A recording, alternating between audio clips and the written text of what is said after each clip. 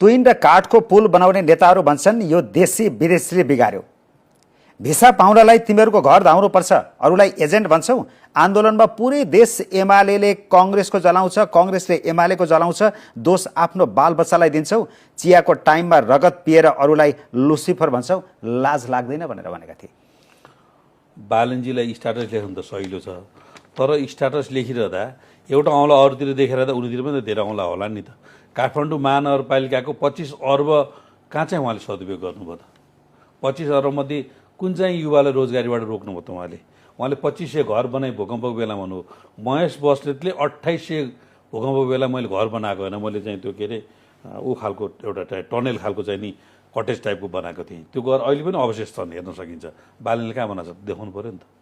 र उनले रोजगारीको निम्ति के गरे र सिंहदरबार जलाउनको निमित्त उनको श्रीमतीले सरकारी गाडी दुरुपयोग गरेर बिदाको दिन हिँडे बापत प्रहरीले रोक्दा सिंहदरबार जलाउँछु भन्ने आह्वान गर्ने र सम्बन्धित प्रहरीलाई टर्चर दिएर त्यो प्रहरीको आमा, त्यो सही साहबको आमा हामीसँग आएर रुनुपर्ने अवस्थामा पुर्याउने एउटा स्थिति र यहाँका सारा गरिबहरूलाई लहटेर गरिबको चमेली बोल्दिने कोही छैन भन्ने गीत गाउँदा जित्ने, अनि यहाँका सारा गरिबहरूलाई लखेटेर सम्भ्रान्त वर्गको प्रतिनिधि बनेर मधेसको गौरवलाई गुमाएर मधेसी हुँ भन्ने कुरालाई चाहिँ नस्वीकार गरेर पातलो सहवाला शाह होइन मोटो सहवाला शाह भनेर ज्ञानेन्द्र शाहीसँगै ठकुरीसँगै चाहिँ अनि सिङ्गो मधेसलाई जुरमुराएर उठाउँदैछन् रासपाका पक्षमा। अनि एउटा मधेसको भोट तान्दैछन्। अनि एउटा तपाईँले भने जस्तो गरिब दिन दुखी रोजगारी सृजना गरेन, बेरोजगारी बढायो, यी सबै यावत आरोपहरूका बिचमा पनि उनको पछि लाग्ने हजारौं युवाहरू छन्। उनको एक आह्वानमा अहिले सडकमा